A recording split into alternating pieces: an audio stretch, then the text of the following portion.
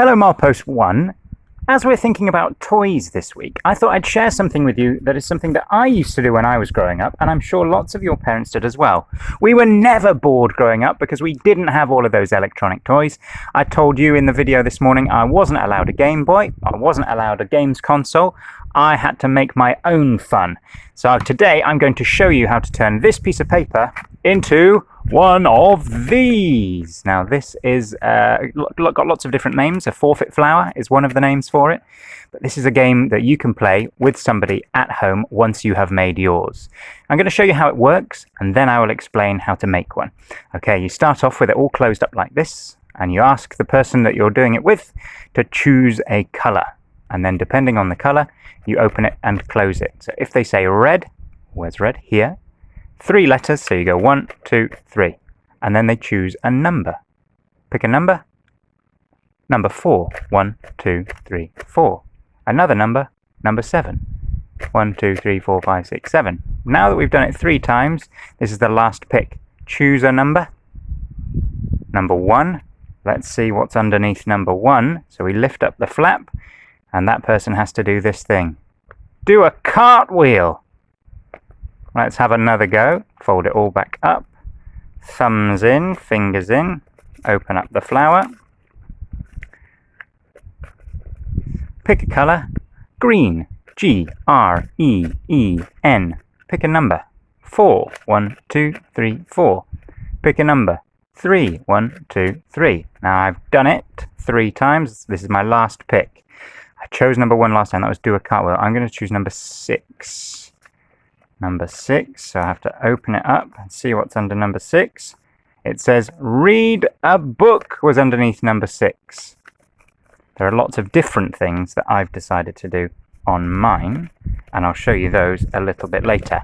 But let's get cracking. I'm about to show you how to make one of these. For this, you will need a plain piece of paper, can be any size. I've got a normal plain piece of A4 paper, a pair of scissors, and some colouring pencils. That's it. Now, I'm lucky I've got lots and lots and lots of colouring pencils because that's what I like to do in my spare time. But you don't actually need too many. If you don't have a pair of scissors, you could use a ruler to chop a piece of paper as well. If you're in year 2, you've seen me do that lots and lots of times. Okay. This piece of paper is a rectangle. We don't want a rectangle, we want a square, where all the sides are the same length. So to make this into a square, I'm going to take this corner and fold it so that it makes 2 triangles. And this line goes straight across here. And it comes down to a point in this corner. So I've taken one corner, folded it all the way up so the edge goes along here. And then once I'm happy that it's all lined up, I can press it down neatly. You don't need a grown-up's help for this. You can all fold pieces of paper. Give your grown-ups time for them to have a cup of tea, put their feet up while you make this fortune flower with me. Okay, once you've got that, we don't need this rectangle piece of paper. You've got 2 choices. You can fold it and then cut it, or very, very carefully, you can cut along this line here. You're going to take off this rectangle. So I'm going to cut neatly. Oh gosh, don't need a big gust of wind there. Cutting along this line. Now the best thing about this is that you can give your grown-ups a present now. Look at this piece of paper. That is just perfect for a shopping list. So you can say, hey mum, or hey dad, or hey auntie, I got you this. You can use it as a shopping list. That way we won't waste our piece of paper. Okay, your scissors, finished. Don't need them anymore, put those away. Okay, here we are left with our square and we've folded it in half, fractions, diagonally. What we need to do now is fold it in half like a book. So corner to corner, and press down.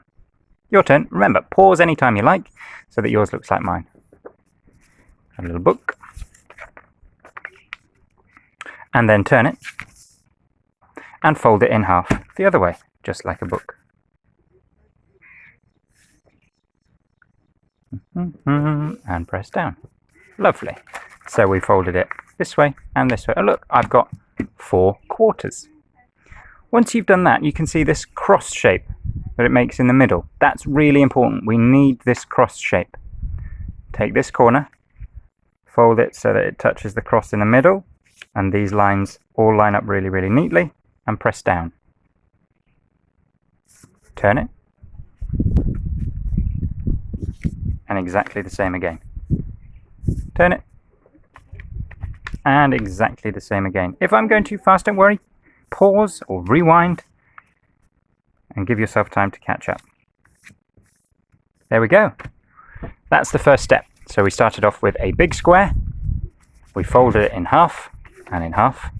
Then we folded these 4 corners in.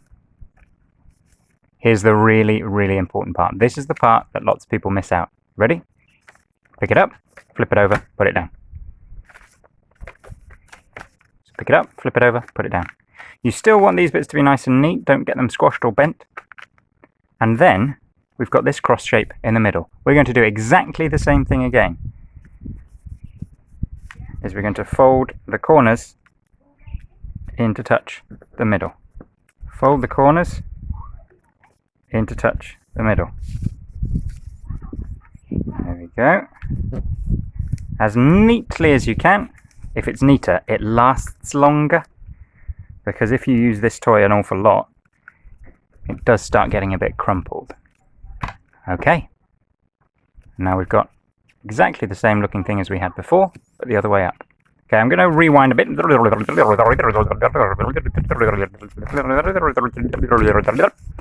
And go again. Big square, corners in. Important step, flip it over, keep everything neat. Corners in. And then, watching carefully, we're going to lift the bottom half and we're going to fold it over. Tuck in the pointy bits and fold it over, keeping everything tucked in so it looks like this. Does yours look like this?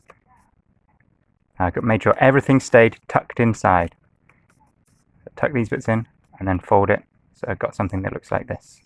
Now, I like to give it a bit of a bend here, just like this, keep it a little bit flexible, then open it up and fold it across and then give it a little bit of a bend. Now here is the tricky part. This flap here, you want to just gently put your thumb inside and make it pop up a little bit, like that. This is the tricky part. And then the same on the other side. Get your thumb in, give it a little bend, get your thumb in. There we go. And then get your finger in the other side.